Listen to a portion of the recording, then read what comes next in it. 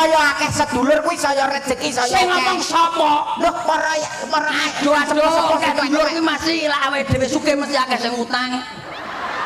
Ora percaya saiki. Wes sing penting iki dhuwit saiki. Maksudnya ngene lho Pak, anak akeh sedulur sawaya-waya iki awak dhewe luwe ngono mampir ngono kareng anu. Kowe luwe, kowe ambil dhuwit mampir gawe dulurmu. Iya. Iso dinyek seminggu keluargamu le. Ya paling tidak mau awak dhewe butuh dhuwit ya iso utang karo dulur. Iya, apene utang lho larang ditutup. Ora paham bocah iki rumahku. Nyambung seduluran. Kowe dulur karo dhuwit milih apa? Aku ya jelas milik dulur no. Lah do kan dulur kuwi masamu. Lho wong Jawa zaman biyen mbah-mbah biyen ku nang ngarani banyak dulur banyak rezeki. Banyak dulur banyak utang. Ngawur. Lah kok sing penting iki duit saiki iki pokoke. Ya saiki kowe obah kowe saiki. Bojomu lampune mulih bojomu njaluk apa? Njaluk duit. Apa mungkin Mas aku njaluk dulur apa mungkin? Contohnya sithik kowe lho. Umpamane kowe mulih